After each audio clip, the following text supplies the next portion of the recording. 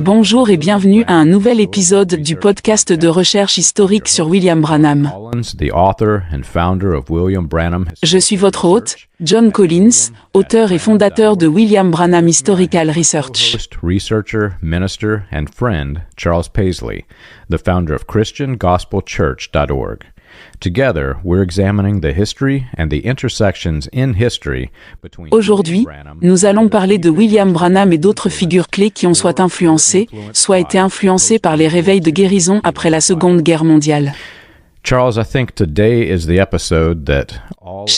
je pense que l'épisode d'aujourd'hui est celui que tous nos amis dans le domaine de la recherche sur la nouvelle réforme apostolique attendaient, ainsi que les nombreuses personnes qui nous aident maintenant à travailler avec ceux qui sont dans la secte du message, ce mouvement qui suit William Branham, pour mieux le comprendre, se déprogrammer et en sortir. Je crois que cet épisode est le plus crucial pour leur travail. Vitally important to their work. And I think I'm going to preface this entire show by saying that if you're one of our... Je tiens à commencer cet épisode en disant que si vous faites partie de nos auditeurs qui sont encore dans le message et qui y croient, cet épisode n'est probablement pas pour vous. Episode for you, because we're going to, take a deep dive into the core of what it means whenever William Branham is either claiming. En effet, nous allons plonger en profondeur dans le cœur de ce que cela signifie lorsque William Branham prétend, ou lorsque ceux qui travaillent avec lui l'élèvent, au rang de prophète messager de notre époque. Il y a une question quant à savoir si cela venait de lui ou de ses partisans. Je vais dire que si vous êtes encore dans le message et que vous n'êtes pas en train de remettre en question ou de réfléchir à l'idée d'en sortir, cet épisode n'est probablement pas pour vous, et vous voudrez peut-être le passer. Mais si vous êtes dans le message et que vous envisagez de rejoindre une autre église qui n'est pas centrée sur ce culte de la personnalité, ou si vous êtes un chercheur dans ce domaine, cet épisode sera probablement l'un des plus importants que nous ayons réalisé dans cette émission. Oui, tu sais, aujourd'hui, John, nous allons parler des prophéties les plus célèbres et les plus connues du ministère de William Branham. Dans le message, nous les appelons les prophéties de 1933 ou les visions de 1933. Tant à l'intérieur qu'à l'extérieur du message, ce sont les prophéties les plus connues de William Branham. Tu les entendras parfois citées par des prédicateurs à la télévision sur TBN. Tu sais, tu les entends encore aujourd'hui sur des chaînes de télévision, des prédicateurs bien connus citant ces prophéties. Les prédicateurs charismatiques les citent et y font souvent référence, surtout ceux qui considèrent William Branham comme un grand prophète. Aujourd'hui, nous voulons prendre un moment pour examiner ces prophéties. Il existe également de nombreuses ressources en ligne si tu souhaites aller encore plus loin que ce que nous allons probablement aborder aujourd'hui. Ton site web, John, propose une analyse approfondie de ces prophéties. Le site Believe the Sign a une excellente série d'articles à ce sujet, et le site Prove the Claims offre également de très bonnes informations. Il y a vraiment d'excellentes ressources disponibles pour analyser et déconstruire ces prophéties. De plus, si tu souhaites lire un livre à ce sujet, il existe même des ouvrages sur le sujet. Le livre de Peter D., Legend of the Fall, contient toute une section où il examine ces prophéties, les mêmes que nous allons aborder aujourd'hui. Il y a donc beaucoup d'informations disponibles si tu veux approfondir. Mais je pense que, John, alors que nous entrons dans ces prophéties, la première chose que nous devrions souligner à nos auditeurs au sujet des prophéties de 1933, c'est qu'il n'y a en fait aucune preuve qu'elles proviennent de 1933, pas du tout.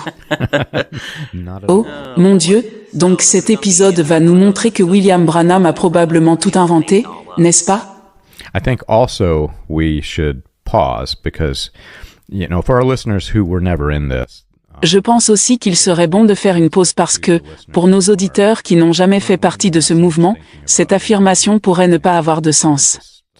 Mais pour ceux qui sont actuellement dans le message et envisagent de le quitter, et même dans une certaine mesure pour ceux qui l'ont déjà quitté, comprendre ce qu'est réellement un prophète est extrêmement important. Parce que, tu sais, cela pourrait sembler ridicule pour quelqu'un qui n'a jamais fait partie de ce mouvement, mais lorsque j'ai quitté ce message et que j'ai commencé à examiner ces soi-disant prophéties, j'ai réalisé qu'il n'y avait en réalité pas une seule vraie prophétie. And I started just comparing them, here's what William J'ai Branham simplement said. commencé à les comparer. Voilà ce que William Branham a dit, voilà ce qui s'est réellement passé, voilà comment William Branham a modifié son discours plus tard, et voilà encore ce qui s'est réellement passé, voilà comment il l'a changé une troisième, quatrième, cinquième fois, et voilà ce qui s'est encore passé.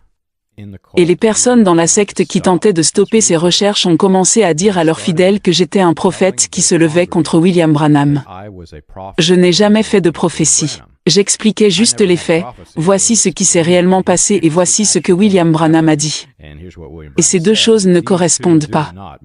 Et pourtant, on m'étiquetait comme un prophète. Ce qui est intéressant, Charles, c'est que les gens dans cette secte, endoctrinés par le culte de la personnalité, ont une compréhension complètement faussée de ce que signifie être un prophète. Ils croient encore aujourd'hui, et je reçois encore des commentaires à ce sujet, qu'ils pensent que je suis un prophète. Je n'ai jamais fait de prophétie, Charles. You know, it is so complicated in some ways when you're in the message, the mental gymnastics your mind does, John, because you're Ouais, c'est tellement compliqué quand tu es dans le message. predicting prophecies. Les acrobaties mentales que ton cerveau fait pour essayer de tout justifier, c'est incroyable, John. William Branham n'a jamais fait de vraie prophétie prédictive. Pas une seule. Pas une seule. And Parce que, franchement, quand il s'agit des prophéties prédictives, c'est super dur à accepter pour quelqu'un qui est encore dans le message, mais voilà ce que je vais dire. William Branham n'a jamais fait de vraie prophétie prédictive. this is a legitimate prophecy. Pas une seule. Not a single. Et quand j'étais dedans, j'ai passé des années à essayer d'en trouver une, juste une. Is either, Mais non, zéro. something that was he said after the fact. Toutes les soi-disant prophéties sont soit des trucs qu'il a dit après coup, du genre « Ah au fait, j'avais prédit ça avant que ça arrive », ou alors ce sont des prédictions qui ne se sont tout simplement jamais réalisées, comme l'histoire de l'Inde, par exemple. That never happened. But all of the ones that actually did happen, you only find him talking about it after it's already fulfilled. Right? So Tu sais, tous les trucs qu'il a prédits qui se sont réellement produits, tu n'entends parler de ça qu'après que ce soit déjà arrivé, genre « Tiens, ça s'est passé, et au fait, je l'avais prédit ». Bref, rien que tu peux vérifier, pas un seul enregistrement d'une prophétie prédictive à 100% avant que ça n'arrive. Et je sais que là, s'il y a des gens encore dans le message qui écoutent ça, ils vont probablement commencer à fouiller partout pour essayer de nous prouver le contraire et balancer 1 milliard de commentaires avec des prédictions faites avant leur réalisation, mais la vérité, c'est que ça n'existe pas. Et ça fait mal, ça pique, je le sais bien. Yeah, when I first left the message, Charles, Quand j'ai quitté le message pour la première fois, Charles, c'est une histoire plutôt amusante. Pendant un certain temps, j'ai eu des contacts avec des personnes travaillant à l'intérieur, au siège du culte, à Voice of God Recording. Tu sais, j'ai grandi un peu partout dans le pays, mais on revenait toujours ici. J'ai donc encore beaucoup d'amis qui sont toujours dans le message aujourd'hui. Même si nous ne sommes plus d'accord et que nous ne nous voyons plus très souvent, ce sont toujours des amis. De temps en temps, ils me contactent. When I wrote my first book, I still was programmed differently about what a prophet Quand j'ai écrit mon premier livre, j'étais encore conditionné différemment sur ce qu'est un prophète. had to Je ne comprenais pas qu'un prophète n'était rien d'autre qu'un porte-parole de Dieu. speak a prophecy Il ne prononce pas une prophétie qui se réalise grâce à ses propres mots. according to Selon la définition d'un prophète biblique, c'est Dieu qui parle à travers la personne, et cela ne peut pas dévier de ce qui s'est réellement passé. from what happened. S'il y a même un détail mineur qui est faux, alors ce n'était pas Dieu qui parlait, du moins pas le Dieu chrétien. At least not Tu vois ce que je veux dire? You know what I mean? And my first book, which wasn't very good. Mon premier livre, qui n'était pas très bon, je n'avais aucune idée que je deviendrais un auteur, je l'ai publié, et j'y ai simplement parcouru quelques-uns des principaux problèmes avec les soi-disant prophéties. Selon les personnes qui travaillaient à l'intérieur de Voice of God Recording, certaines d'entre elles ont d'ailleurs quitté le message depuis. Chaque écran dans le bâtiment montrait mon livre sur leur ordinateur. Dès que quelqu'un entrait dans une pièce, il fermait rapidement l'écran. On m'a dit que c'était partout dans le bâtiment, tout le monde le lisait dès le premier jour, y compris probablement certains des plus hauts dirigeants. Everybody, and probably including some of the higher up people, they're all reading it on day 1, day 2. And from there, it really escalated once they found out this was out and it was having such an impact. I plan to Une fois qu'ils ont réalisé que ce livre avait un tel impact, la situation s'est vraiment intensifiée. Avant que cet épisode de podcast ne soit diffusé, j'ai prévu de créer une chronologie des prophéties, quand elles ont été introduites, pourquoi elles l'ont été, comment elles ont changé, etc. Tu as déjà fait un excellent travail là-dessus, c'est vraiment une très bonne mise en page. Je vais l'afficher à l'écran pour les spectateurs. Je prévois aussi d'intégrer tout cela à ma page sur les prophéties de 1933 sur mon site web et d'ajouter des informations supplémentaires. Par exemple, cette prophétie a été faite avant l'événement et a échoué, ou encore cette prophétie a été faite après coup, et William Branham n'a même pas pris la peine de vérifier si ce qu'il disait était correct. J'espère que tout cela sera prêt avant la diffusion de cet épisode. It's something else looking at these, so Oui, c'est vraiment quelque chose quand on regarde tout cela. Quand j'ai entendu pour la première fois l'accusation selon laquelle il n'y a pas une seule prophétie prédictive de William Branham, enregistrée nulle part, j'avais du mal à y croire. Si vous êtes dans le message, vous devez penser que c'est impossible. Il doit forcément y avoir une prophétie, quelque part, avant que les événements ne se produisent, pour prouver qu'il était un prophète. Donc, naturellement, l'un des premiers endroits où je suis allé pour essayer de prouver cela, ce sont ces fameuses prophéties de 1933. Ce sont les prophéties les plus connues. Je suis allé vérifier, car évidemment, il a prédit que la Seconde Guerre mondiale commencerait en 1933, et c'est une prophétie avant-coureur plutôt dramatique. Mais en approfondissant mes recherches, j'ai réalisé qu'il les avait inventées. Il n'a jamais eu ces visions en 1933, il a créé tout ça dans les années 1950. Il n'y a pas une seule trace, pas la moindre preuve qu'il a eu ces visions en 1933. En fait, les preuves, y compris les preuves internes des prophéties elles-mêmes, montrent qu'il a probablement fabriqué ces prophéties quelque part au milieu des années 1950. C'est vraiment la vérité. Prenons un peu de temps pour passer cela en revue. En discutant avec beaucoup de personnes âgées, comme je l'ai mentionné auparavant, j'ai débriefé beaucoup de gens. Je vis dans la région de Jeffersonville, et j'étais le pasteur adjoint de la deuxième plus ancienne église du message encore en activité dans le monde. Nous avions toutes sortes de personnes dans notre église qui avaient fréquenté le tabernacle. Quand j'ai posé des questions, pas une seule personne, John, pas une seule, n'avait entendu parler de ces prophéties avant les années 1950. Pas une. Nous avions dans notre église des personnes qui connaissaient William Branham depuis les années 1930. Il n'y avait pas une seule personne qui avait entendu ces prophéties avant les années 1950. Personne. Et c'est un énorme signal d'alarme, honnêtement. C'est vraiment un indice révélateur, n'est-ce pas? Oui, c'est vrai. J'ai dit cela à beaucoup de gens après avoir réussi à me déprogrammer et commencer à travailler avec des personnes, notamment celles qui aident d'autres à échapper à cette secte.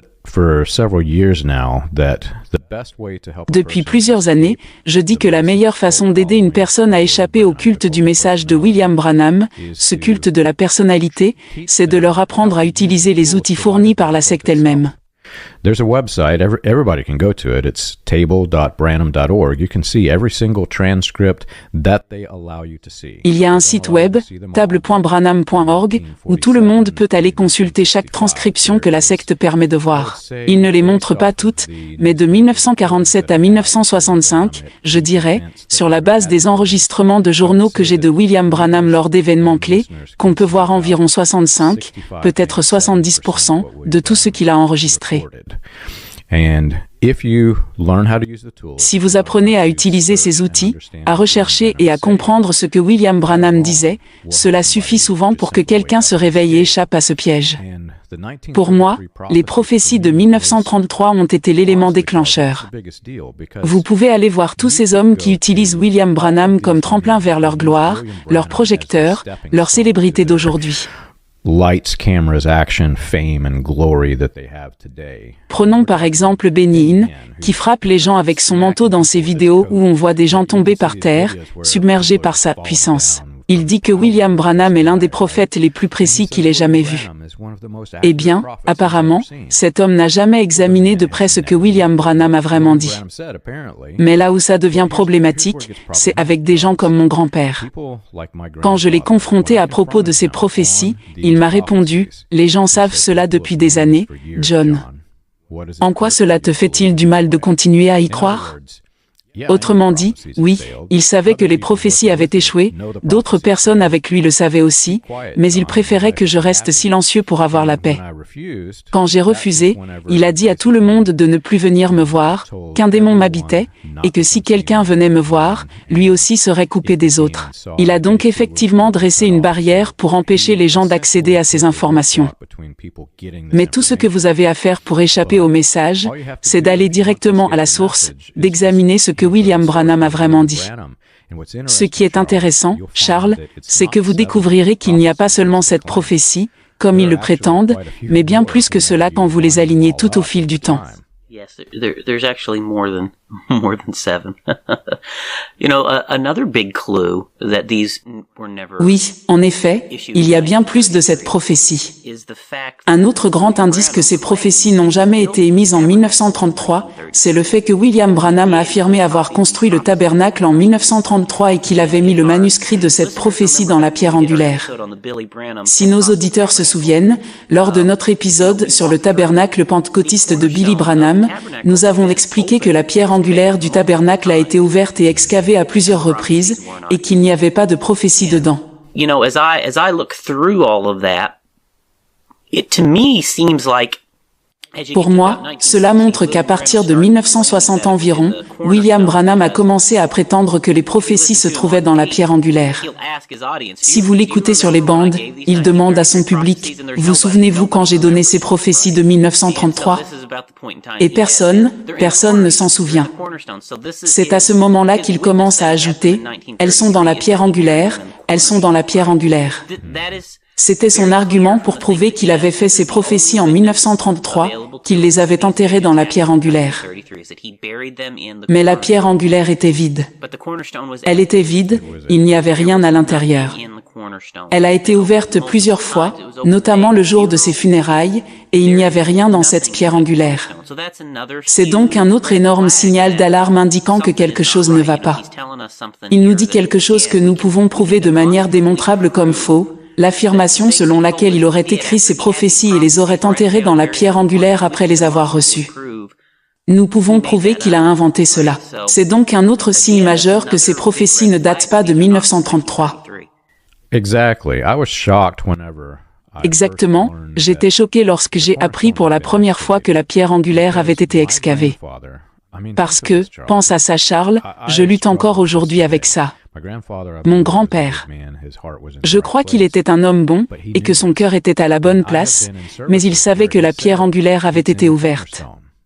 J'ai assisté à des services où il disait, « C'est dans la pierre angulaire ».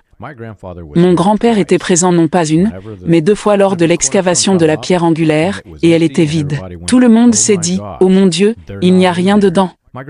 Mon grand-père était là 2 fois. La première fois, je peux comprendre, peut-être qu'il était excité de voir ce qui était censé y être.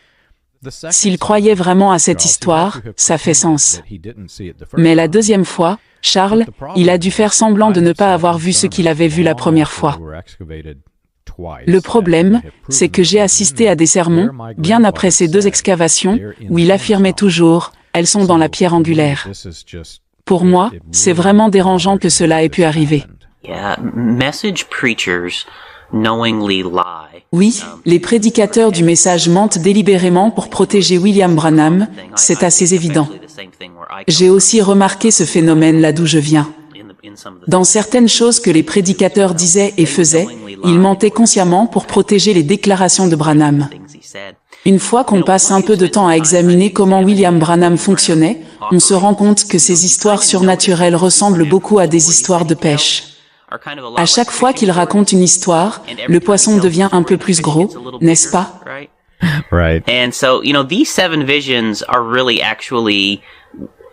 Ces fameuses 7 visions sont vraiment une autre de ces histoires de pêche, John. Il semble qu'il prêchait effectivement quelque chose à propos de Mussolini dans les années 1930, cela semble véridique. Mais tout ça évolue progressivement pour devenir cette vision. La toute première fois qu'il a parlé de ces visions, c'était en 1953, et il n'avait jamais mentionné leur existence avant cette date. En 1953, il ne s'agissait même pas de cette vision, mais simplement de prêcher à propos de Mussolini dans les années 30. Yeah. And then it's in 1955 that it finally morphs into being 7 visions, or a vision anyway. Not even 7, just a vision. And 1956, that's when he Ensuite, en 1955, l'histoire se transforme pour devenir une vision, pas encore 7. Ce n'est qu'en 1956 qu'il ajoute le détail que ces visions avaient été enterrées dans la pierre angulaire, mais sans aucun témoin pour valider cela. Ce n'est qu'en 1960, finalement, que l'histoire prend toute son ampleur et devient les 7 visions de 1933. Donc, on parle de près de 30 ans après les événements, quand il introduit enfin cette histoire sous sa forme finale. En 1960, c'est la première fois qu'il énumère clairement toutes les supposées 7 visions. 30 ans plus tard. Oui, c'est seulement après avoir découvert les recherches sur Gerald Winrow que j'ai commencé à comprendre les premières déclarations. Quand j'ai écrit mon livre la première fois, je me suis basé sur ce qu'il disait en 1953, la première fois qu'il mentionne Mussolini, et je l'ai inclus dans les soi-disant prophéties de 1933 concernant Mussolini. Mais si on regarde de plus près, à ce moment-là, il ne prétendait même pas que c'était une prophétie. Plus tard, il commence à transformer cela en prophétie, mais à l'origine, il disait simplement quelque chose comme « Si Mussolini va en Éthiopie, il n'y aura plus de paix ». Avec ce qu'on sait maintenant sur Winrow et d'autres qui propageaient ces idées sous l'influence de la conspiration nazie, il disait essentiellement que Mussolini s'élevait comme l'Antéchrist. Et s'il s'alliait à Rome avec Mussolini, et c'est un terme horrible mais je vais l'utiliser parce qu'il le faisait, les métis, en référence aux Éthiopiens, cela causerait un chaos total. Selon eux, si Rome s'alliait à ces groupes, il n'y aurait plus de paix, ce qui signifiait que nous entrerions dans la tribulation.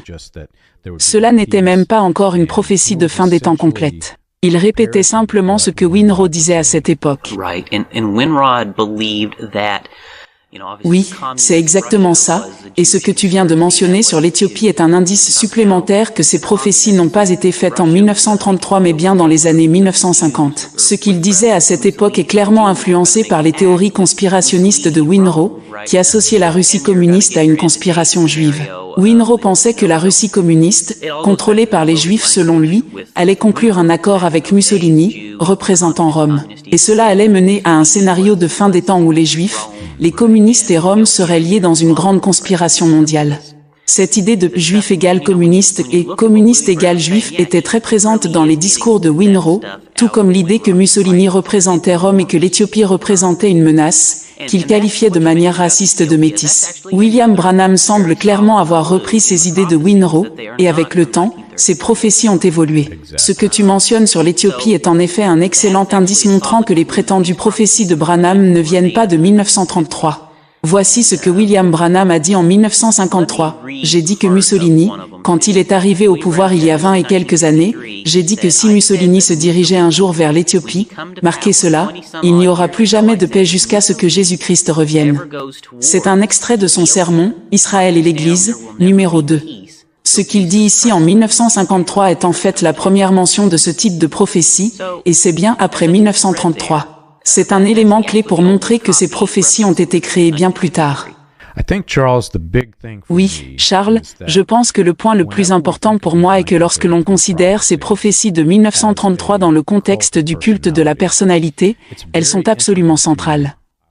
Si ces fameuses 7 prophéties n'existaient pas, William Branham n'aurait jamais été considéré comme un prophète ou un messager de la fin des temps. Tout son ministère, toute cette construction autour du culte de la personnalité repose sur ces prophéties qui, prétendument, décrivent un scénario de fin des temps, et c'est ce qui lui a valu le titre de prophète messager. Ce qui est encore plus grave, c'est qu'il obtient le titre de parole parlée grâce à ce culte de la personnalité. En d'autres termes, il devient non seulement le messager prophète, mais aussi celui qui détient la parole directe de Dieu. Cela le positionne presque comme une nouvelle figure biblique, et certains vont même jusqu'à parler du second livre d'Élie. C'est extrêmement problématique, car cela introduit l'idée qu'il est au même niveau que les Écritures, qu'il a une nouvelle révélation. Le plus troublant est que, lorsque l'on revient au début de ces prophéties, elles n'étaient pas du tout destinées à être des prédictions apocalyptiques. Selon les déclarations et indices qu'il donne lui-même, il ne faisait que répéter ce que beaucoup d'autres disaient à l'époque, surtout ceux qui étaient impliqués dans des conspirations nazies, comme ceux qui ont été jugés lors du grand procès pour sédition aux États-Unis. Ce n'est qu'au fil du temps, et surtout vers la fin des années 1950, que ces déclarations commencent à évoluer et à se transformer en un scénario de fin des temps. Il a progressivement réorganisé ses propos pour faire de ses déclarations originales des prédictions apocalyptiques, comme par exemple sa prétendue prophétie sur l'origine de la Seconde Guerre mondiale. Il a ainsi redéfini ces simples déclarations pour leur donner un caractère prophétique et les lier à la fin des temps, créant une toute nouvelle narration à partir de là. Oui, c'est clair qu'il a vraiment utilisé ces prophéties pour finalement en arriver à sa prophétie numéro 7. Et peut-être qu'en les parcourant toutes, nous pourrions les analyser une à une. Mais dans les années 50, il a principalement construit tout cela pour introduire, au final, sa prophétie sur la fin des temps. Parmi toutes ces prophéties, celle-là, la dernière, est vraiment la seule qui importait vraiment dans le message, en particulier en ce qui concerne la prédiction du futur. Du moins, c'était le cas dans notre secte. Un autre point important à souligner au sujet de cette vision de 1933, c'est qu'il n'y en avait pas vraiment 7. Non seulement elle ne date pas de 1933, mais en réalité, il n'y en a pas exactement 7, il y en a en fait 10 ou 11, selon la façon dont on les compte. Lorsque Livell a écrit Les Âges de l'Église, il a tenté d'unifier toutes les différentes versions de ces prophéties, et il a probablement fait le meilleur travail possible pour les réunir en un tout cohérent. Mais ce qu'il a inclus dans le livre des Âges de l'Église ne correspond pas exactement à une seule des versions racontées par William Branham.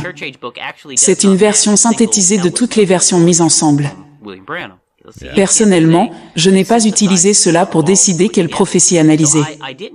J'ai probablement utilisé la version originale de 1960, la première fois qu'il les a toutes énumérées. Mais en parcourant toutes les versions, on trouve en réalité 10 ou 11 prophéties, selon la manière dont on les compte. C'est également un fait important à noter. Non seulement il nous a trompés sur l'année à laquelle ces choses ont été inventées, mais il s'est également trompé sur le nombre de prophéties. Comment est-ce possible? Cela n'a pas de sens. Je vais lire la première prophétie.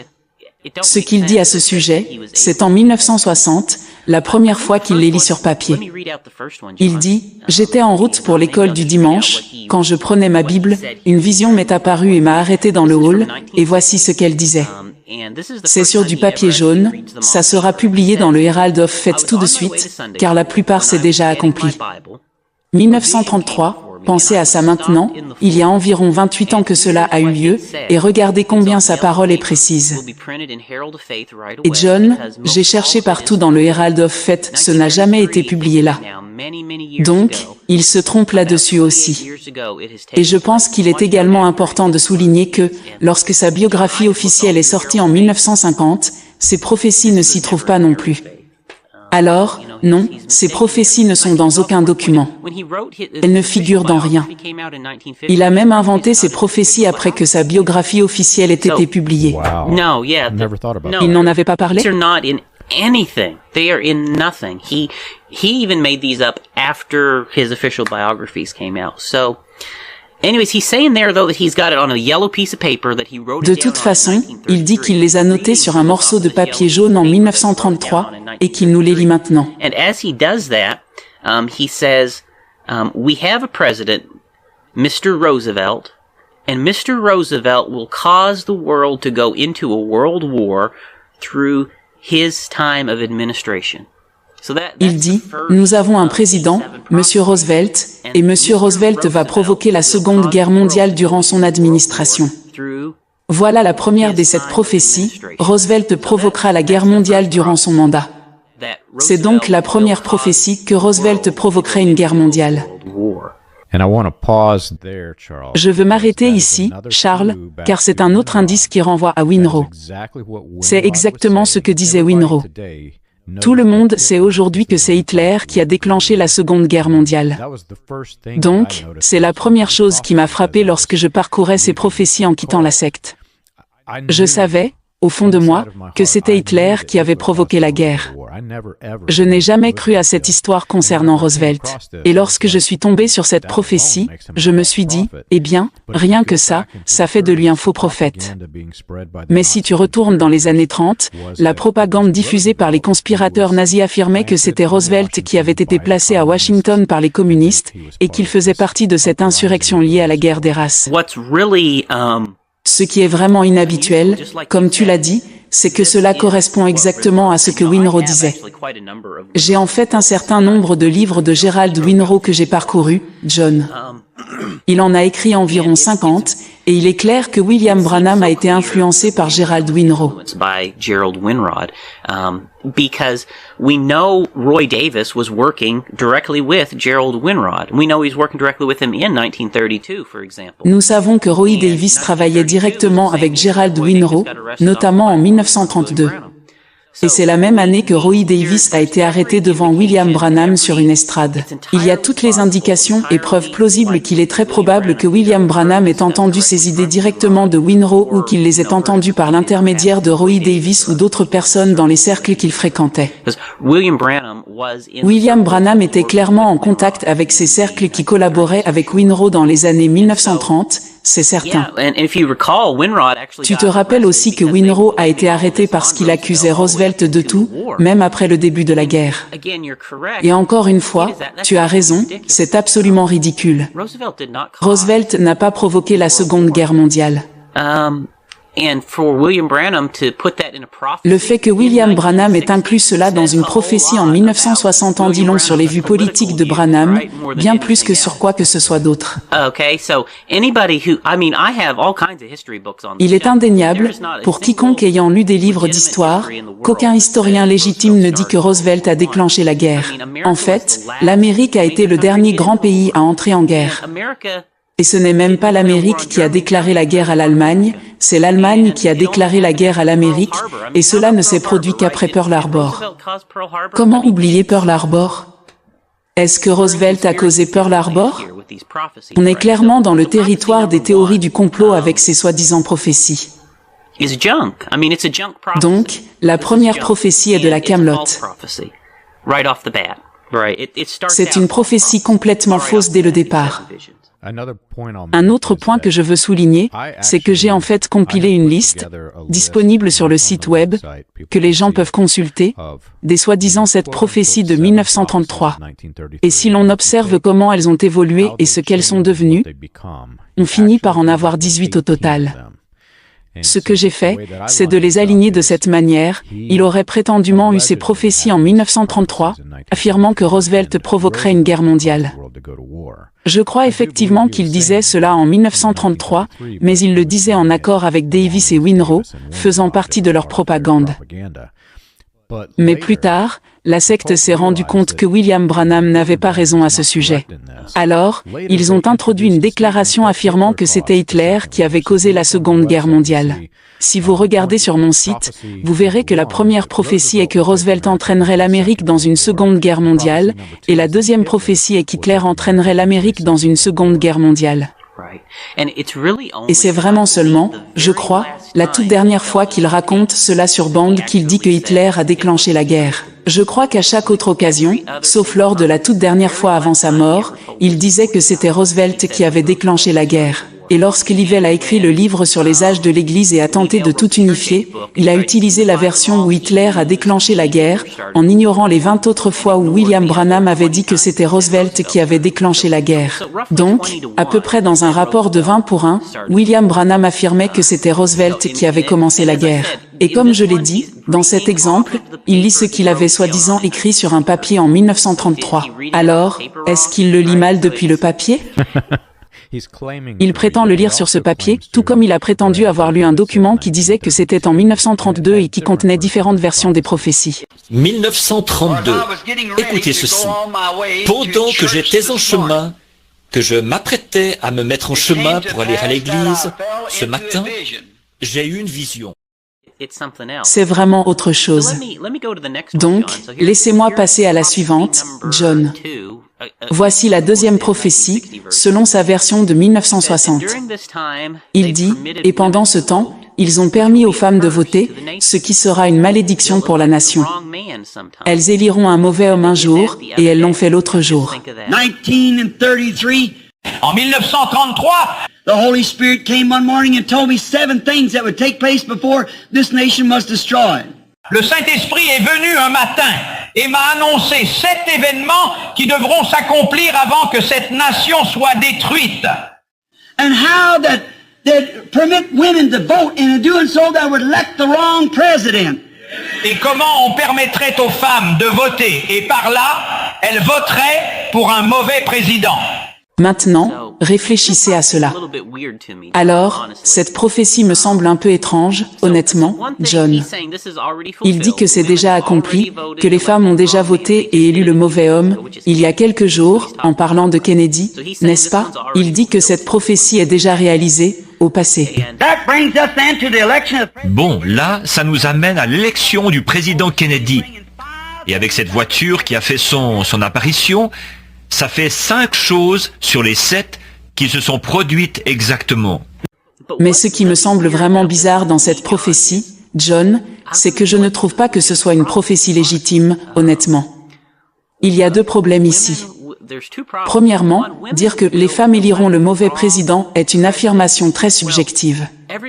La moitié du pays pense toujours que le mauvais président a été élu, n'est-ce pas? Tu as une chance sur 2. C'est-à-dire, vous trouverez 150 millions de personnes qui diront que Biden est le mauvais président, et un autre 150 millions qui diront que Trump est le mauvais président. D'autres diront la même chose de Barack Obama, n'est-ce pas? C'est donc une prophétie qui ne peut jamais vraiment être fausse, d'une certaine manière, parce qu'il y aura toujours une partie de la population qui sera mécontente du résultat. Mais le deuxième problème, si vous examinez les statistiques de vote, c'est que la majorité des femmes n'ont pas voté pour Kennedy. Elles ont majoritairement voté pour Nixon dans cette élection. Alors, qu'est-ce que ça veut dire? Le vrai problème ici, Charles, pour moi, c'est que les femmes avaient déjà le droit de vote bien avant ces prétendues prophéties de 1933. S'il avait vraiment prophétisé cela en 1933, les gens auraient été comme « Mais de quoi parles-tu, mec? Les femmes peuvent déjà voter. » Oui, l'amendement 19 a été adopté en 1919, donc les femmes pouvaient déjà voter au moment de ces prophéties supposées de 1933. Donc, encore une fois, c'est un peu étrange. Et, à la fin de la journée, pour moi, c'est comme prophétiser en déclarant que le soleil se lèvera demain. Il est pratiquement impossible que cette déclaration puisse être fausse, peu importe ce qui pourrait se passer. Il pourra toujours dire, oui, les femmes ont voté pour le mauvais président. Donc, pour moi, ce n'est pas une prophétie légitime. Cela en dit plus sur ses propres opinions politiques que sur une quelconque prophétie. For me, Charles, this is the exact prophecy that I went to my grandfather about. Way back in, pour moi, Charles, c'est précisément la prophétie que j'ai évoquée avec mon grand-père, quelque part en janvier 2012, je crois, quand nous avons quitté la secte. Because my grandfather, like all the other ministers in the message, c'est cette prophétie que j'ai abordée, car mon grand-père, comme tous les autres prédicateurs du message, affirmait que l'une des 7 prophéties disait qu'une femme deviendrait présidente, et que, parce qu'une femme devenait présidente, la terre entière serait détruite. C'est une prophétie narcissique et misogyne classique du message, n'est-ce pas? J'ai aussi entendu ça. But this particular introduction of a prophecy, this women's vote prophecy, it was specifically introduced because mais l'introduction de cette prophétie sur le vote des femmes a été spécifiquement faite à cause du président Kennedy, dans une tentative de détourner les masses contre lui, qui était un leader majeur du mouvement des droits civiques. Kennedy était un défenseur des droits égaux, et il y a des photos de lui avec Martin Luther King. Cet homme était leur héros, tandis que William Branham était leur ennemi, avec Roy Davis qui montait aux côtés de Branham contre Kennedy. Cette prophétie était une attaque directe contre Kennedy. Et comme tu l'as mentionné, William Branham disait que cette prophétie avait été accomplie avec l'élection de Kennedy. Mais, à ce moment-là, après avoir longtemps dit que, selon lui, en 1933, il avait prophétisé qu'une femme deviendrait présidente, il a changé de discours. Il a affirmé que, finalement, ce n'était pas une femme présidente, mais peut-être une femme vice-présidente sous un président masculin, ou encore l'Église catholique, sous-entendant qu'elle pourrait jouer ce rôle. Exact, et chaque président catholique pourrait potentiellement être l'accomplissement de cette sombre prophétie. Je vais même aller jusqu'à dire, Charles, que je crois qu'il y aura une femme présidente, et je vais encore plus loin en disant que je pense qu'elle pourrait faire mieux que n'importe lequel des hommes que nous avons récemment élus à ce poste. Faites attention, John, les gens du message pourraient penser que vous êtes un véritable prophète. Eh bien, vous savez, je pourrais prophétiser que le soleil se lèvera demain, les gars. Est-ce que cela fait de moi un prophète? C'est du n'importe quoi, Je déteste le dire, mais c'est du n'importe quoi, John, c'est du n'importe quoi. Alors, voici la prochaine prophétie de William Branham, la numéro 3 des 7, ou 18, ou 21, selon comment vous les comptez. La prophétie numéro 3, il dit, « Nous entrerons en guerre avec l'Allemagne, et l'Allemagne sera fortifiée derrière du béton, et nous subirons une terrible défaite à cet endroit, la ligne Maginot, 11 ans avant qu'elle ne soit construite. » Maintenant, il y a un gros problème avec cette prophétie, John, et je pense que le problème le plus évident, c'est que la ligne Maginot n'est pas en Allemagne. La ligne Maginot est en France. Il y a un gros problème avec cette prophétie. La ligne Maginot n'est pas en Allemagne. La ligne Maginot est en France. Même le nom, Charles, c'est un nom français. Il ne se souciait même pas assez de son culte de la personnalité pour vérifier quel pays avait réellement construit cette chose. Il parle de la ligne Maginot qui est en France, et parfois, il essaie de se corriger en mentionnant la ligne Siegfried. Ce qui est intéressant, Charles, c'est que je pense qu'il s'intéressait un peu à l'histoire et qu'il a fini par comprendre qu'il disait les choses de manière incorrecte. Ce qui est frappant, c'est que la première fois où il utilise correctement le terme « ligne Siegfried », la ligne Maginot étant construite par les Français, et la ligne Siegfried par les Allemands, il ne parle pas de sa prophétie, mais simplement de l'histoire.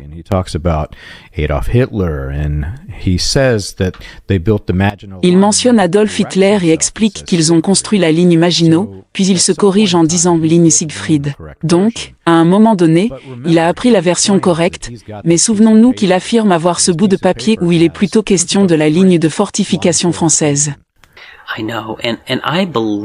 Je sais, et je crois qu'il disait encore ligne Maginot jusque dans les années 60.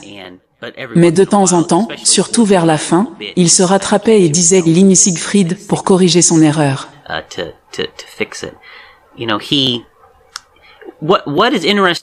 Ce qui est intéressant, John, avec ces deux lignes, la ligne Maginot et la ligne Siegfried, c'est que, si on prend la ligne Maginot, il n'y a jamais eu de grande bataille là-bas. Jamais, vraiment. Et même pour la vraie ligne Siegfried, il dit que les Américains allaient subir une grande défaite. Mais les Américains ont gagné cette bataille. Ils ont vaincu les Allemands, ce qui rend cette prophétie assez étrange. Et en y réfléchissant bien, durant la Seconde Guerre mondiale, pourquoi pensez-vous que Winrow a été arrêté? Il disait que les Américains allaient perdre. Imaginez l'impact que cela aurait eu sur le moral des troupes. Leur dire, les gars, vous allez perdre la bataille, vous allez vous faire battre sévèrement, c'est incroyablement antipatriotique. Et si Branham répétait ce genre de discours qu'il avait appris de Winrow, ça explique pourquoi Winrow a été arrêté pour ce genre de propos. Si Branham avait réellement cette prophétie, pourquoi n'a-t-il pas prévenu l'armée pour qu'elle ajuste sa stratégie et évite la supposée défaite? Il y a quelque chose qui ne colle pas dans tout cela. Winrow a été arrêté parce qu'il faisait partie d'un groupe de 30 personnes extrêmement influentes à l'époque et qui avaient un impact considérable. À ce moment-là, William Branham n'était encore qu'un inconnu travaillant pour Roy Davis, qui lui-même collaborait avec Winrow, ainsi que d'autres figures associées à ce dernier. Si depuis 1930, William Branham avait eu l'influence qu'il a acquise seulement dans les années 50, il aurait probablement fait partie de ces hommes jugés lors du grand procès pour sédition.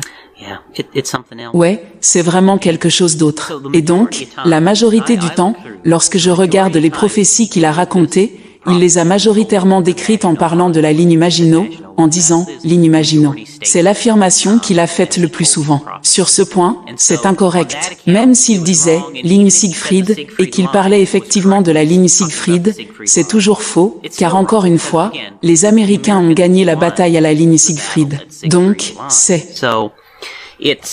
Ouais, c'est problématique. William Branham a complètement tort sur cette prophétie, peu importe que l'on prenne ce qu'il a dit la plupart du temps ou les quelques fois où il a mentionné la ligne Siegfried.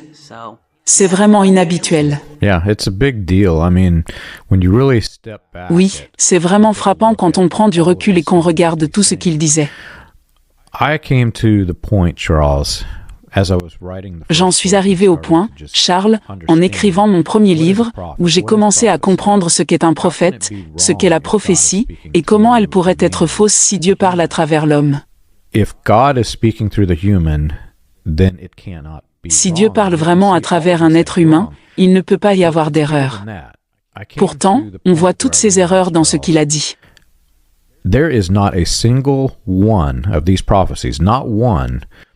Mais c'est encore plus grand que ça. J'ai réalisé à un moment donné, Charles, qu'il n'y a pas une seule de ces prophéties, pas une seule, qui a réellement enrichi ma vie ou qui m'a poussé à être sauvé, à vouloir être dans le message, à recevoir le Saint-Esprit ou à expérimenter la guérison, comme on le trouve dans les milieux pentecôtistes.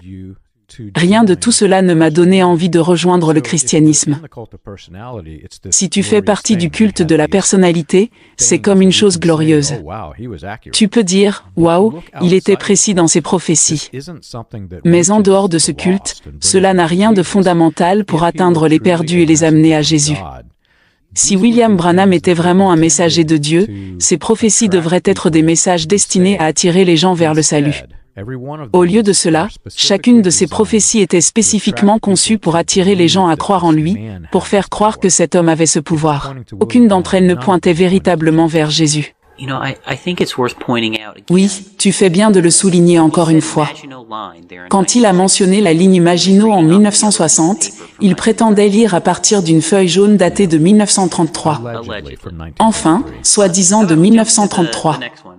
Quant à la prophétie sur Mussolini, passons à la suivante, la numéro 4. Prophétie numéro 4, ce nouveau dictateur Mussolini fera son premier pas vers l'Éthiopie, et l'Éthiopie tombera à ses pieds.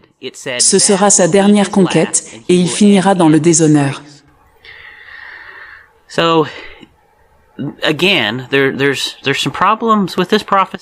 Encore une fois, il y a plusieurs problèmes avec cette prophétie. Il affirme ici que Mussolini envahira l'Éthiopie, que l'Éthiopie tombera à ses pieds, et que ce sera sa dernière invasion, que tout se terminera à ce moment-là pour lui. Mais ce n'est tout simplement pas vrai. Mussolini a envahi avec succès plusieurs autres pays après cela. Il a conquis la Tunisie, la Grèce, l'Albanie, il a pris des parties de la Yougoslavie et même annexé des morceaux de la France. En clair, Mussolini a envahi et conquis plusieurs autres pays après l'Éthiopie. Mais dans cette prophétie de 1933 que William Branham prétend avoir écrite, il dit que l'Éthiopie serait la dernière conquête de Mussolini et qu'il finirait dans le déshonneur à ce moment-là. C'est donc une prophétie démontrablement fausse. En lisant cela, je comprends pourquoi Joseph Matson Bosé ne voulait pas publier cela dans le Herald of Faith. Ça aurait détruit son bulletin, mec. Tout le monde en le lisant aurait dit, eh bien, pas une seule de ces prophéties n'est correcte. Je sais, pas vrai? Encore une fois, c'est vraiment quelque chose, et je comprends aussi pourquoi quand Livell a écrit le livre des âges de l'Église, il a complètement révisé ses prophéties. Quand tu lis la version de Livell dans le livre des âges de l'Église, il savait aussi que tout ça c'était des bêtises, et il a fait un effort pour tout arranger.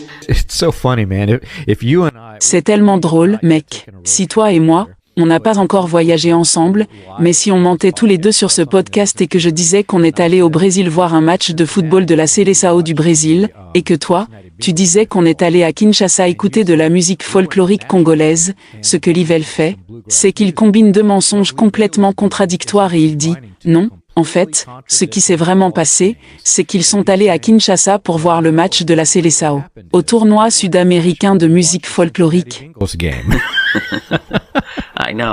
Je sais, et il fait de son mieux pour tout unifier.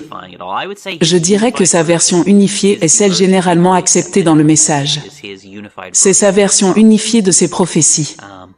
Ok, que dirais-tu qu'on passe à la suivante? Celle-ci est « Une femme dirige l'Amérique ». Une autre perle.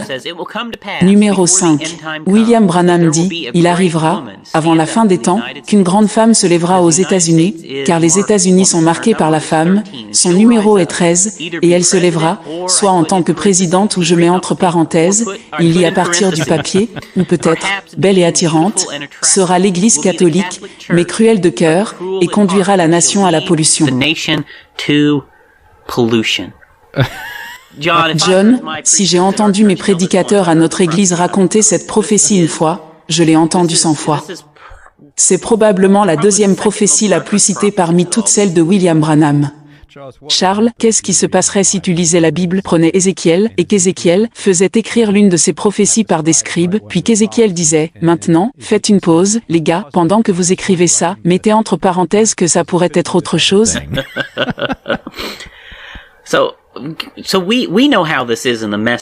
Donc, nous savons tous comment cela fonctionne dans le message, non?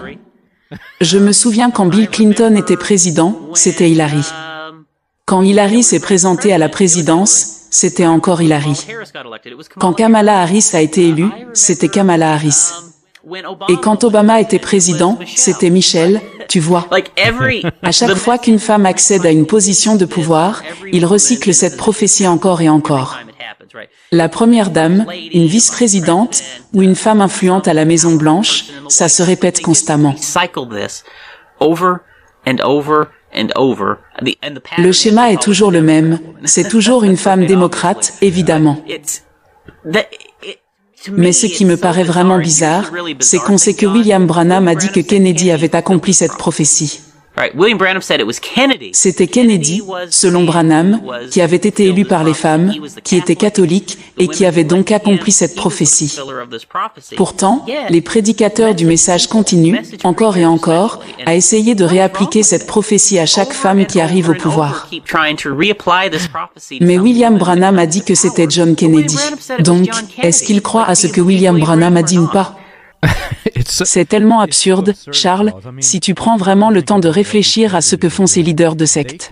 Ils peuvent appliquer cette prophétie à chaque président, pour toujours. C'est soit une femme candidate à la présidence, soit l'épouse du président. C'est tellement ridicule. Pense à ça, actuellement, on a Kamala Harris comme vice-présidente, mais imagine si, lors des élections passées, au lieu de pointer vers Kamala Harris, ils avaient désigné Trump. Comme ils l'ont fait avec les élections précédentes, ils auraient pu dire que non, c'était Trump, parce que William Branham prédisait Stormy Daniels. Certains d'entre eux, j'ai même entendu dire qu'ils l'appliquaient à Joe Biden maintenant parce que Biden est aussi catholique, donc je ne sais vraiment pas quoi faire avec celle-là, honnêtement, John. À un certain moment, rien que sur ce point, juste la façon dont les prédicateurs du message révisent cette prophétie tous les 2 à 4 ans, réfléchissez un peu. Ils changent ce que cette prophétie signifie tous les 2 à 4 ans. Et la plupart des prédicateurs du message, certainement là d'où je viens, cette prophétie a eu entre 5 et 10 interprétations différentes, rien que dans ma vie. À un certain moment, tu commences à te dire, attends une minute, ils n'ont aucune idée de ce qu'ils disent, vraiment aucune idée. Donc, les 8 dernières fois où ils avaient tort, je devrais leur faire confiance. Cette fois-ci, c'est la 9e fois, n'est-ce pas? Vous ne savez même pas de quoi vous parlez. Vous avez déjà montré par le passé que vous ne savez pas de quoi vous parlez. Je ne vous crois pas cette fois-ci parce que vous avez eu tort les 8 fois précédentes. Et à ces 8 dernières occasions, vous m'avez dit que tout cela venait de Dieu, par le prophète et tout le reste. À un certain moment, ils perdent complètement leur crédibilité. Je suis un grand fan de Looney Tunes, Charles. Toute ma vie ressemble à un Looney Tunes. Il y a un épisode où l'arme tombe et se bloque, c'est un fusil automatique qui tire et arrose des balles partout. C'est exactement ce que font ces prédicateurs, mec. La secte, c'est un Looney Tunes.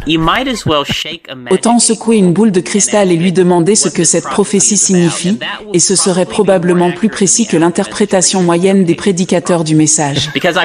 Parce que je te promets, peu importe ce que disent les prédicateurs du message aujourd'hui, dans environ 2 à 5 ans, ils auront tous changé d'avis sur la signification de cette prophétie. Et ensuite, dans 2 à 5 ans de plus, ils la changeront encore.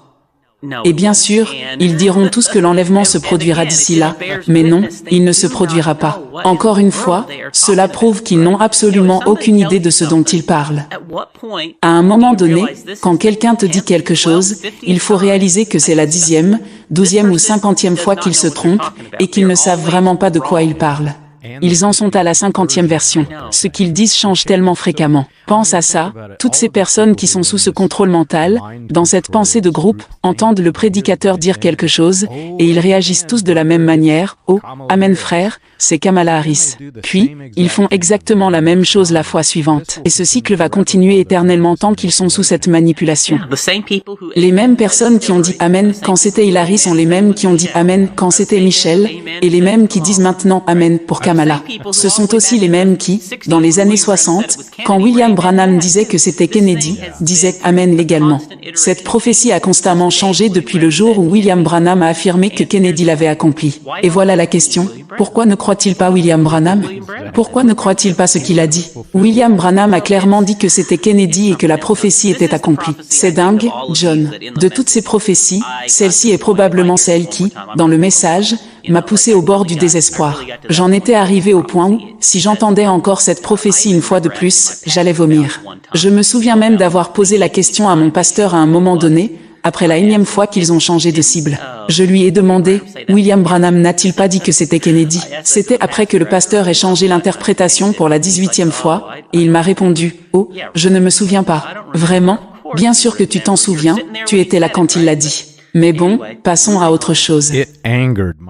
Cela mettait mon grand-père en colère chaque fois que j'en parlais. Encore une fois, ma démarche était celle de prouver que William Branham était un prophète, et pas celle de prouver qu'il était un faux prophète. J'essayais juste de comprendre, alors je suis allé voir mon grand-père et je lui ai posé des questions. Non seulement il a réagi de cette manière, mais il m'a dit, « John, je vais être très dur avec toi et ta famille. » J'ai même fait une pause et lui ai demandé, « Grand-père, es-tu en train de me menacer, moi et ma femme ?»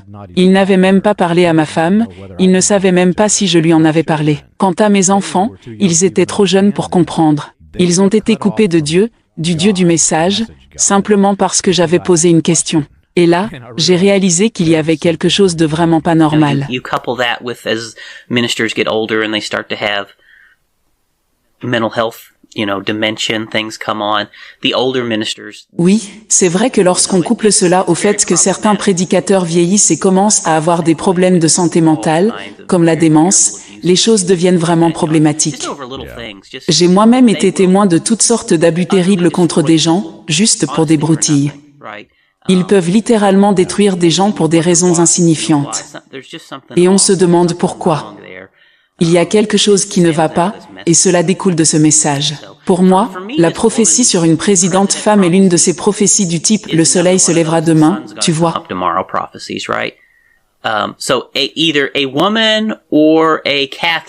Que ce soit une femme ou un catholique, il y aura toujours quelqu'un dans une position de pouvoir aux États-Unis. C'est inévitable, comme le fait que le soleil se lèvera demain. Une femme ou un catholique aura un jour du pouvoir dans ce pays, c'est un fait. Donc, encore une fois, cette prophétie n'a aucune valeur. C'est l'équivalent de prophétiser que le soleil se lèvera demain. Voilà mon avis. Alors, comment si on passait à la prophétie numéro 6 ? On risque de manquer de temps, mais avançons. On arrive presque à la 7e prophétie. La 6e prophétie, c'est celle-ci, il viendra un temps où ils auront des voitures en forme d'œuf. William Branham lisait cela sur un papier jaune qu'il disait avoir écrit en 1933. Il disait, « J'ai vu une famille conduire dans une voiture avec un toit en verre et sans volant. » J'ai vu, l'autre jour, dans le magazine Popular Mécanique, que cette machine avait déjà été inventée. On peut la contrôler grâce à un système radar. Vous n'avez même pas besoin de la conduire et elle a un toit en verre. Encore une fois, c'est la prophétie des voitures en forme d'œuf et autonomes. Et je dirais que c'est la seule prophétie qu'il a racontée de manière cohérente chaque fois. Les voitures en forme d'œuf, c'est un thème récurrent. Bien sûr, elles n'étaient pas toujours autonomes, mais l'idée des voitures en forme d'œuf revient à chaque fois. Oui, c'est vraiment incroyable, Charles. Je me souviens d'avoir été dans des services où on écoutait des enregistrements de ces prophéties lues par William Branham, à partir de ce fameux papier, qui était soit daté de 1932, soit de 1933. Je crois même qu'il y a eu des versions avec 1931, voire 1930. Et là, les gens entendaient ces prédictions et répondaient avec des « gloires à Dieu », juste parce qu'ils disaient qu'une voiture allait avoir la forme d'un œuf. Et là, je me demande, mais pourquoi on loue Dieu pour ça? Je sais, le message, et c'est en fait incroyablement dangereux, attend avec impatience le scénario de fin des temps.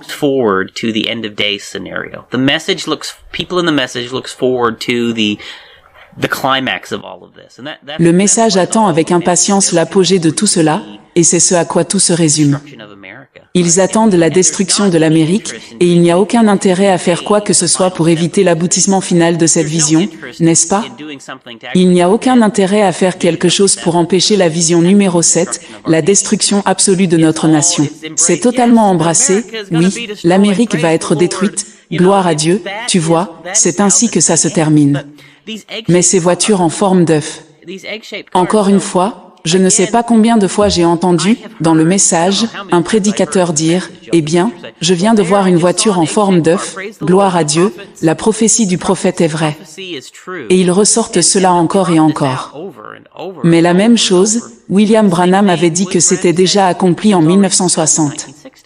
Il a dit qu'il avait déjà vu la voiture, qu'elle existait déjà. C'est donc encore une de ces choses où, clairement, ce n'est pas un bon prédicteur de la fin du monde, car cette voiture, quelle qu'elle soit, est là depuis au moins 1960. J'ai fait une analyse approfondie de cette prophétie en particulier parce que je suis passionné par les voitures. Je ne sais pas si tu le sais, mais j'ai grandi en travaillant sur des voitures. Je suis mécanicien, même si je travaille dans l'informatique maintenant. J'adore les voitures, j'adore les véhicules. J'ai participé à plusieurs expositions automobiles et je suis parti en voyage à la campagne, où tu vois parfois de vieilles voitures rouillées dans des fermes. Je m'arrêtais pour les admirer, regarder la forme de ces tas de ferraille, ce que d'autres personnes ne feraient jamais. Je suis aussi un artiste, et quelque part, j'ai des carnets de croquis remplis de dessins de vieilles voitures que j'ai faits. Cette prophétie m'a donc fasciné. C'est celle-ci, Charles, qui, lorsque je sortais du culte, m'a fait croire pendant longtemps que William Branham était vraiment un prophète. C'était à cause de cette prophétie en particulier que je croyais qu'il l'était, même si je pouvais voir que certaines des autres prophéties avaient échoué. À l'époque, j'étais manipulé, comme le reste du culte de la personnalité, à croire que peu importait si une prophétie échouait, tu pouvais en avoir d'autres. Tant que tu pouvais prouver un seul détail d'une des 18 prophéties de 1933, aussi trivial soit-il, tu pouvais croire à tout le reste. C'était ma mentalité, parce que c'est ainsi que j'avais été programmé, et en général, c'est ainsi que le culte est programmé. Mais j'ai commencé à creuser profondément et j'ai trouvé ce livre appelé Horizon. Il était qualifié de livre prophétique, écrit par un designer architectural, Norman Bell Geddes. And he laid out, honestly, Charles, it's a roadmap for Honnêtement, Charles, c'est une feuille de route pour le progrès et l'amélioration de 1933 jusqu'à environ 1950 ou 1960, moment où tout cela s'est arrêté, car on entrait dans une nouvelle ère de design. Si tu vas à certaines de ces expositions de voitures anciennes ou que tu te promènes à la campagne, tu verras ces voitures avec cette forme très arrondie à l'arrière, et tu verras ces bus qui ressemblent à un œuf. Eh bien, c'est le design de Norman Bell Geddes. Norman Bell Geddes était à l'exposition universelle de 1933. Son livre était en vente avant l'exposition. Puis, à l'exposition universelle de New York, je ne me souviens plus de l'année exacte, peut-être 1938, je ne suis pas sûr. Ces conceptions étaient déjà si populaires à l'époque qu'ils étaient partout. Mais à l'exposition de 1933, ces conceptions commençaient déjà à être adoptées par certains fabricants automobiles. Je ne m'en étais pas rendu compte avant de commencer mes recherches, alors j'ai pris du recul. Il disait cela en 1933 ou 1932. Je voulais savoir jusqu'à quand remonte ce design en forme d'œuf. Au début, William Branham l'avait introduit comme une prophétie de voiture en forme d'œuf, et plus tard, il a ajouté l'aspect de la conduite autonome. Je crois que la première mention de cette forme remonte à 1915. Il prédisait déjà que les voitures auraient une forme d'œuf, et cela était même imprimé dans le Louisville Courier Journal, que William Branham aurait certainement lu. Il prédisait l'arrivée de la voiture en forme d'œuf. C'est donc comme les autres prophéties dont nous avons parlé. Si William Branham avait vraiment dit cela en 1933, tout le monde aurait dit « Mais de quoi tu parles, mec, c'est partout dans les journaux ». C'était déjà quelque chose dont tout le monde parlait. William Branham lui-même a dit qu'il était allé à l'exposition universelle de 1933, donc il aurait vu la voiture en forme d'œuf. Oui, c'est ce que j'allais dire parce que nous savons qu'il y avait ces voitures en forme d'œuf à l'exposition universelle de 1933, et nous savons que William Branham y était. Donc, prophétisait-il en 1933 ce qu'il avait vu de ses propres yeux à l'exposition universelle? Tu sais? Donc encore une fois, ce n'est pas vraiment une prophétie légitime. Il prédisait simplement la même chose que ce que les fabricants automobiles prédisaient. And he goes, Charles, to I can't remember the year, he goes to the Seattle World's Fair, and that's where they have on display the self-driving aspect of these. Et il va, Charles, à l'exposition universelle de Seattle, je ne me souviens plus de l'année. Et c'est là qu'ils exposent l'aspect de conduite autonome de ces véhicules. Cela avait déjà fait le tour du pays. Il mentionne même l'avoir lu dans un magazine. Il y avait des photographies réelles de design futur de voitures où l'on voyait un homme et une femme jouer aux dames ou à un jeu de société à l'arrière de leur voiture. Ce qui est intéressant, Charles, c'est que nous avons dépassé cette époque. Il y a eu un moment où les voitures étaient en forme d'œuf, car on pensait que cela introduisait l'aérodynamisme, permettant aux voitures d'aller plus vite. Mais ils ont ensuite réalisé que cette forme d'œuf n'était pas optimale. La forme devait être plus aplatie. Les voitures ont donc évolué vers une forme d'œuf plus aplatie, un peu comme un croisement entre un pancake et un œuf. Well, now they've realized that with this unbelievable amount of horsepower they have, they don't even need so much. Aujourd'hui, avec la puissance incroyable des voitures modernes, ils se sont rendus compte qu'ils n'ont plus besoin de tant se concentrer sur l'aérodynamisme. Ils ont juste besoin d'un brise-vent à l'avant pour que l'air s'écoule au-dessus de la voiture. Maintenant, on voit apparaître des véhicules qui imitent les années 60, avec un style plus angulaire et imposant. Les camions sont plus hauts, tant qu'ils ont ce brise-vent à l'avant, l'air s'écoule au-dessus du véhicule, ce qui fait que la voiture n'a même plus besoin d'avoir une forme d'œuf. Et tu ne trouveras presque aucun enfant aujourd'hui, peut-être 1%, qui jouerait à un jeu de société à l'arrière d'une voiture. D'abord, tu passes sur une bosse et toutes les pièces s'envolent, mais surtout, il serait en train de jouer à la Xbox ou à la PlayStation, en tout cas, pas à un jeu de société. Oui, je sais, donc cette prophétie est vraiment dépassée à ce stade, et encore une fois, William Branham a dit que cela s'était déjà accompli dans le passé, n'est-ce pas?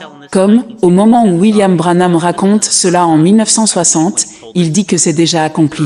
Et ce n'est pas la première fois. Je crois que lorsqu'il l'a raconté dans les années 50, il avait déjà dit que c'était accompli, qu'il l'avait déjà vu aussi, non? Donc oui, dès les premiers jours où William Branham raconte cette prophétie de la voiture en forme d'œuf, il dit déjà qu'elle est accomplie. Et si cela fait de lui un prophète, alors cela fait également des fabricants automobiles de l'exposition universelle de 1933 des prophètes, eux aussi. Pour moi, c'est encore une de ces histoires où, honnêtement, je ne vois pas ce que ça vaut vraiment. Je ne crois pas que ça vaille quoi que ce soit. Il me semble tout à fait probable que, s'il a dit cela dans les années 30, il partageait probablement quelque chose qu'il avait vu à l'exposition universelle, et qu'avec le temps, cette histoire s'est transformée en l'une de ses visions, n'est-ce pas? Oui, ce n'est pas une vision surnaturelle de Dieu. Peut-être qu'avant de passer à la vision numéro 7, on devrait mentionner certaines des visions manquantes ici en 1960. Remarquez ce qui manque ici, la vision des trois ismes. Il n'y a rien à propos des trois ismes quand il lit cette prophétie sur la feuille jaune où il l'avait écrite en 1933. Pourquoi n'a-t-il rien dit sur les trois ismes? C'était pourtant l'une des prophéties de cette série. Il ne dit rien sur les trois ismes. La liste des prophéties a encore changé. There's also, these are the funniest two prophecies to me, Charles. There's also the 1933 prophecies. Il y a aussi, et ce sont pour moi les deux prophéties les plus amusantes, Charles, les prophéties de 1933 qui disent qu'au dernier jour, vous ne mangerez plus d'œufs. Je peux te garantir que ma famille, qui était proche de la famille Branham, mangeait des œufs. Ils ont donc complètement ignoré Dieu, si Dieu avait vraiment dit cela à William Branham. Mais encore plus grand que ça, Charles, il y a une autre prophétie qui l'accompagnait. Ne vivez pas dans une vallée. Or, nous vivons dans la vallée de la rivière Ohio, Charles, et l'Église n'a jamais déménagé. Si William Branham avait réellement dit cela en 1933, ils n'auraient jamais construit leur église dans la vallée de la rivière Ohio. La prophétie exacte était « Ne vivez pas dans une vallée », et le simple fait que l'église soit construite dans la vallée de la rivière Ohio est en soi la preuve qu'il n'avait pas ces prophéties en 1933. Il pensait plus ou moins que la pollution serait tellement mauvaise qu'elle s'accumulerait dans les vallées et que les œufs des poules seraient vulnérables, et que cela allait être un problème lié à la pollution, honnêtement. Mais oui, c'est autre chose, John. C'est évidemment une prophétie fausse, et je pense que c'est probablement pour cette raison qu'elle a été rapidement écartée de la liste, car il y a manifestement un problème avec ça. Une autre prophétie très importante qu'il n'a pas mentionnée lorsqu'il lisait le fameux bout de papier jaune qu'il aurait écrit en 1933, c'est celle où les femmes allaient se promener avec une petite feuille de figuier comme vêtement. C'était une prophétie marquante que je me souviens avoir entendue de temps en temps par nos prédicateurs. Mais il a laissé ça de côté ici. Les femmes étaient censées se promener quasiment nues, portant des feuilles de figuier.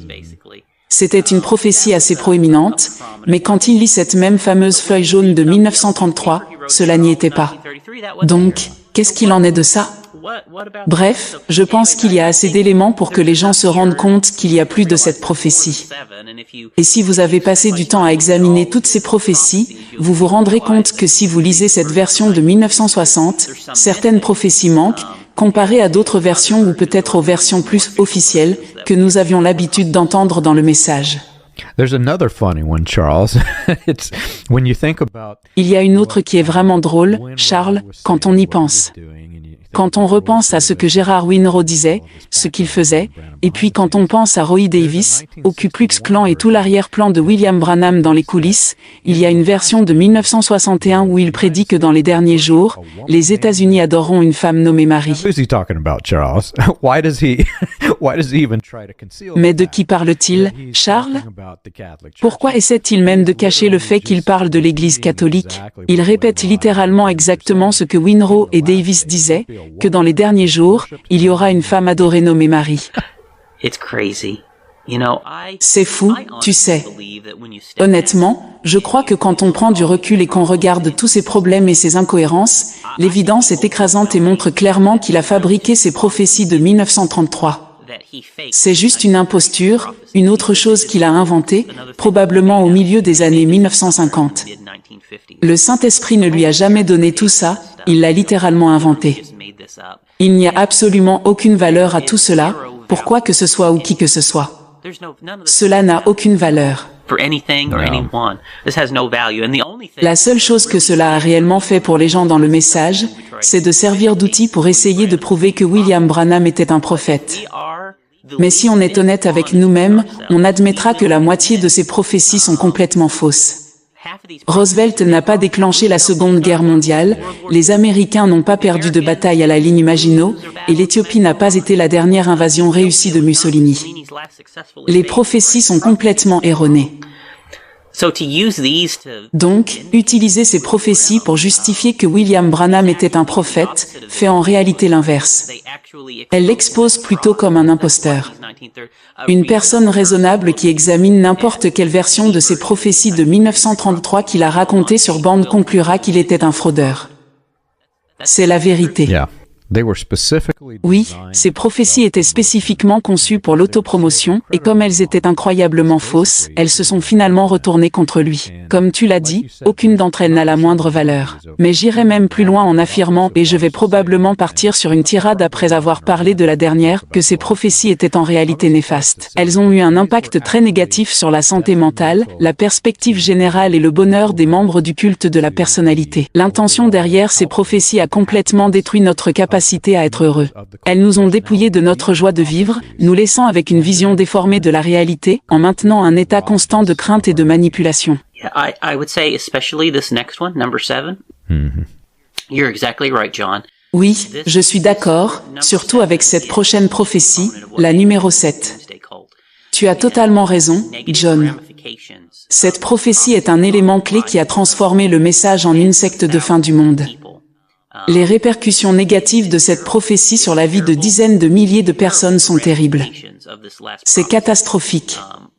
Les conséquences de cette dernière prophétie sont immenses, et les gens du message ne l'admettront jamais, mais nous savons que c'est vrai.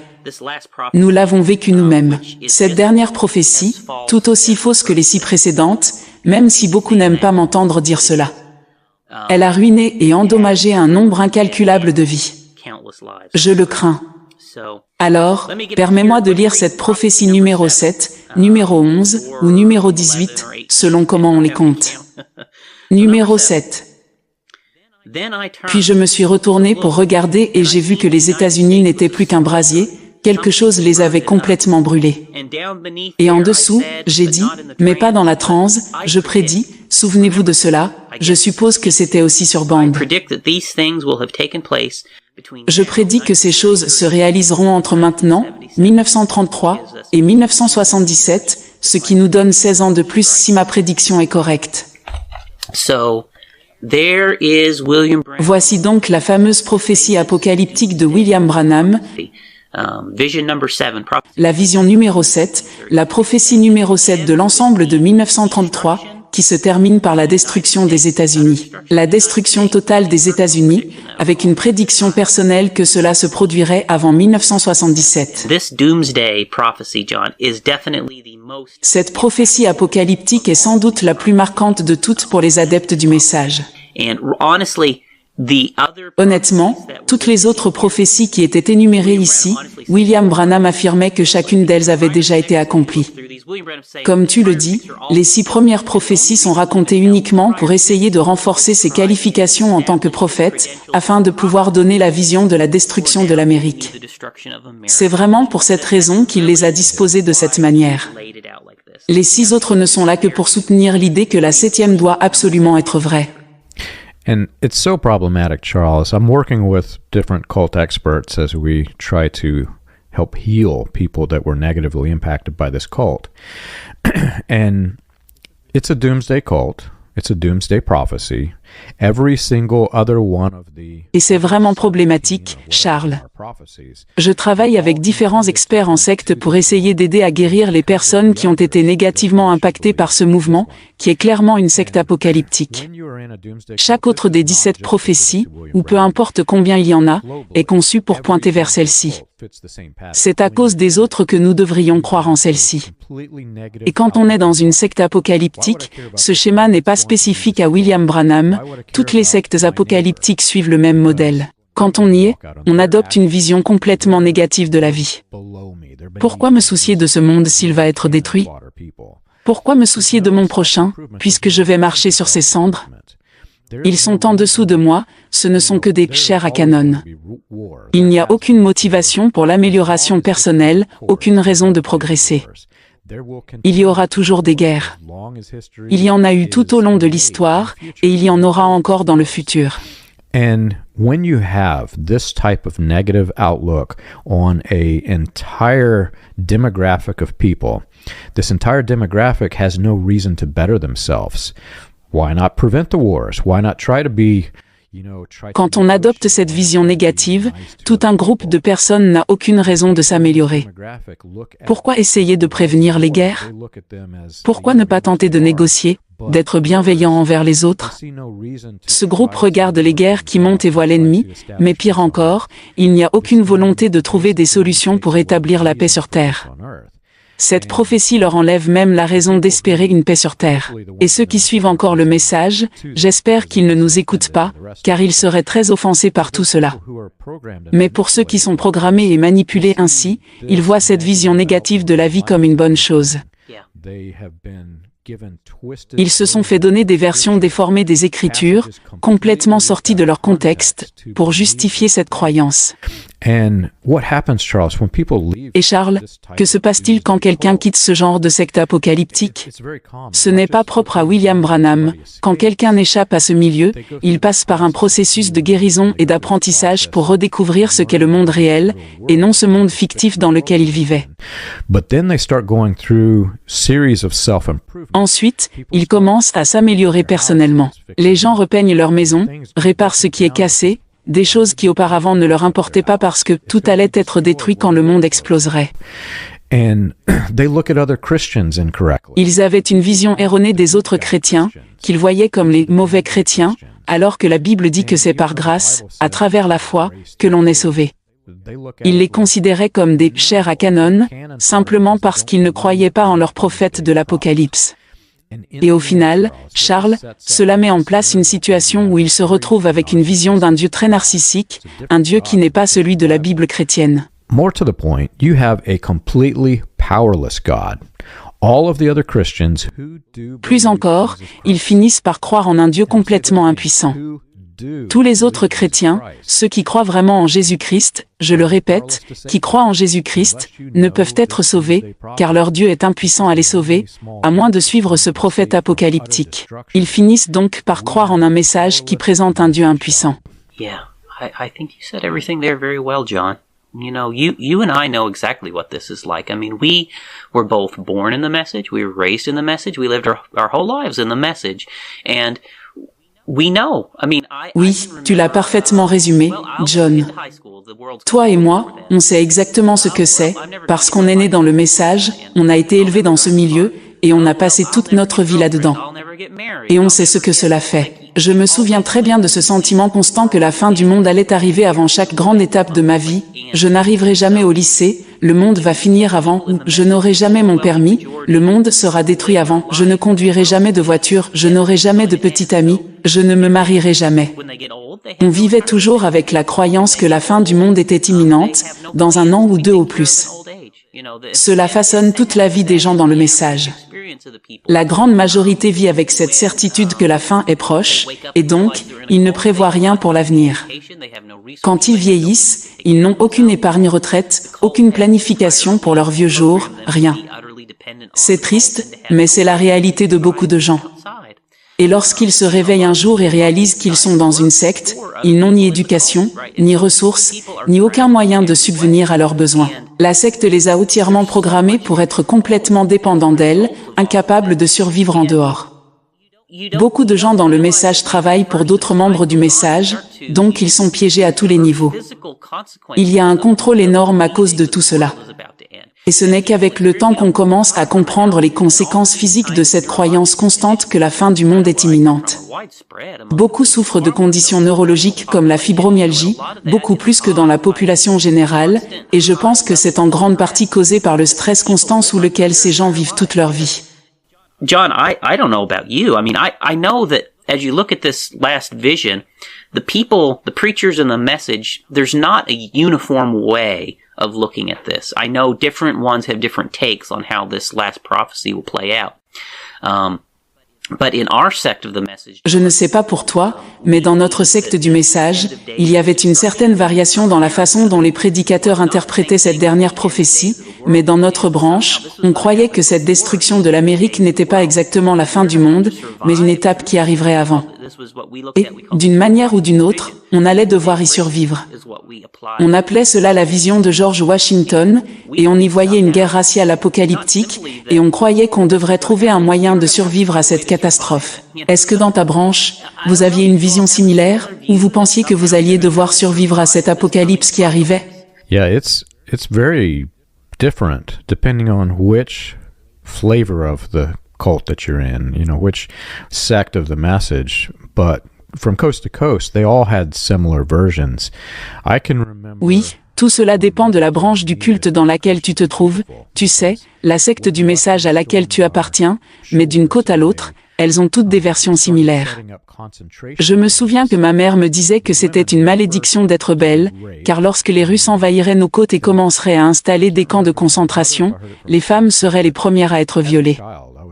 Je ne me souviens plus si c'était ma mère ou un pasteur qui m'avait raconté ça, mais enfant, j'étais terrifiée par ces histoires. Il nous disait que ce serait comme à l'époque des premiers martyrs, on attacherait les gens à 2 éléphants qui les déchireraient en 2. Ce sont les histoires qu'il racontait aux enfants dans cette secte, et moi, je suis né en 1976. Quand tu dis aux gens que le monde va finir et qu'ils n'auront pas la chance de vivre pleinement leur vie, ça a un impact immense. Je suis en contact avec beaucoup d'autres personnes nées en 1976, et on nous disait que le monde finirait en 1976. Il y avait un grand nombre de gens dans la secte qui pensaient « Ok, c'est la fin, marions-nous et voyons ce que c'est que d'être mariés et d'avoir des relations sexuelles avant la fin des temps. » Du coup, tu avais tout un groupe de gens qui se mariaient, qu'ils le voulaient vraiment ou non, juste pour découvrir ce que c'était que le sexe. Cela a ensuite donné naissance à une génération d'enfants que beaucoup de ses parents ne voulaient probablement pas dès le départ. Alors, tu te retrouves avec une situation terrible, des enfants élevés par des parents qui ne les voulaient pas, des gens qui se sont retrouvés coincés dans cette situation parce qu'on leur avait faussement annoncé que le monde allait se terminer en 1977. Et comme le monde ne s'est pas terminé, ils sont restés coincés avec ces enfants. C'est une situation extrêmement problématique. Oui, je connais des tas de cas exactement comme ceux dont tu parles. Des gens qui se sont mariés en décembre 1977, en s'attendant à un mariage de 30 jours, et nous voilà, des décennies plus tard, avec des couples qui sont parmi les plus malheureux que tu puisses rencontrer. C'est ce que cela a produit, non? Ils pensaient littéralement qu'ils allaient avoir un mariage de 30 jours, et ils ont pris au pied de la lettre ce que William Branham disait, et cela a ruiné leur vie, John. Oui, cela a ruiné plus de vies que je ne pourrais en compter. C'est catastrophique. Bien sûr, les gens doivent assumer la responsabilité de leurs propres actions personnelles, mais qu'en est-il de la responsabilité de William Branham? Quelle part de responsabilité porte-t-il là-dedans? Il n'est pas innocent, et il ne mérite pas qu'on le laisse tranquille sur ce point. Il a joué un rôle dans tout cela. Et pour ceux, dans le message, qui font semblant que rien de tout ça n'a d'importance, eh bien, je dois dire que j'ai un gros problème avec ça maintenant. Le message a laissé derrière lui une traînée de vies détruites, c'est indéniable. Il a endommagé des vies innombrables, et le fait que les gens dans le message, en particulier les dirigeants, qui sont les plus coupables, refusent de faire face à cela est vraiment terrible, je pense. Vraiment terrible. Et je devrais probablement m'arrêter là avant de dire des choses que je regretterai. I'm trying real hard not to rant more than I already have. It's so wrong, Charles. I mean, if you think about... J'essaie vraiment de ne pas me laisser emporter plus que je ne l'ai déjà fait, mais c'est tellement injuste, Charles. Quand on pense aux autres cultes apocalyptiques et à ce qui s'est passé lors de leur dénouement, je suis vraiment déchiré en me demandant ce qui serait arrivé si William Branham avait survécu après 1965. Est-ce que cela aurait fini comme Waco ou Johnstown, ou encore l'une de ces fins tragiques que tous les prophètes apocalyptiques suivent? Chaque prophète de malheur qui a emprunté le même chemin que William Branham avec son soi-disant ministère prophétique a fini dans la destruction. Et il y a une part de moi, Charles, c'est terrible à dire, mais je ne peux m'empêcher de le penser, ces mouvements se sont terminés par la destruction de leur existence. Ils sont morts, certains dans des suicides collectifs, d'autres ont été tués, etc. Mais pour nous, c'était en quelque sorte pire, car nous avons assisté à la destruction de notre vie tout en étant vivants. Nos vies, telles que nous les connaissions, nous ont été complètement volées par ce culte apocalyptique. C'est comme si nous étions dans The Walking Dead. Nous sommes toujours en vie, oui, et je suis reconnaissant que nous ne soyons pas morts dans un suicide collectif, mais pense à ce qui nous a été volé en étant dans ce culte apocalyptique. Yeah. You know, my sect, John, had a very elaborate scenario around this last prophecy. Oui, dans ma secte, John, il y avait un scénario très élaboré autour de cette dernière prophétie, expliquant comment les États-Unis seraient purgés et perdraient leur pouvoir dans le monde. Junior Jackson, qui était étroitement lié à William Branham et qui a même officié à ses funérailles, nous a enseigné tout cela. Il expliquait que cette 7e vision pointait vers une guerre raciale des derniers jours, et que c'était cela qui provoquerait la destruction de l'Amérique. Selon lui, des immigrants venus d'Afrique et d'Asie se soulèveraient en Amérique et s'allieraient à des forces extérieures pour déclencher cette guerre. Il disait souvent « fermer les portes », c'était son expression fétiche quand il parlait de cela. And he connected this vision with George Washington's vision that I talked about. And in my sect, John, they believe that to this... Junior Jackson liait cette vision à celle de George Washington, dont j'ai déjà parlé. Dans ma secte, John, ils y croient encore aujourd'hui, et probablement la majorité des membres sont armés jusqu'aux dents, convaincus que cette guerre raciale apocalyptique, correspondant à la 7e vision, va arriver. L'année avant que je ne quitte, mon pasteur nous indiquait même où se trouvaient les armes lourdes, les tanks, les Humvee, et tous les véhicules blindés à l'ouest. Il nous disait, si quelque chose se passe, voici l'endroit où vous devrez aller, car ce type possède tout le matériel. Ces gens sont à la limite du militantisme, John, et beaucoup se préparent sérieusement à cette fin du monde imminente. C'est ainsi que ma secte percevait les choses, John. Nous croyions que tout cela se produirait avant l'enlèvement, et que d'une manière ou d'une autre, nous allions devoir y survivre, ce qui explique pourquoi tant de gens étaient armés jusqu'aux dents. Quand on pense à la manière dont ils défendent toute conspiration contre le gouvernement, il suffit de regarder le comité du 6 janvier. Je connais des gens dans cette secte, j'ai vu leurs publications sur Facebook, etc. Ce qui s'est passé ce jour-là est une très mauvaise chose, que l'on soit pour Trump ou contre lui, peu importe. Voir des gens prendre d'assaut le Capitole et effrayer nos dirigeants, c'est quelque chose de très grave. Peu importe pour qui vous avez voté. J'ai vu ces mêmes personnes défendre cette insurrection. Et oui, je suis d'accord avec eux, la majorité des gens présents n'étaient pas là pour une insurrection, c'est clair, mais certains l'étaient. Et j'ai vu ces croyants du message défendre une insurrection parce qu'ils sont manipulés pour croire que notre gouvernement est contre nous, à cause de William Branham. Ils sont conditionnés à penser qu'on ne peut faire confiance à personne dans ces derniers jours, qu'il s'agisse de nos pères ou de nos dirigeants.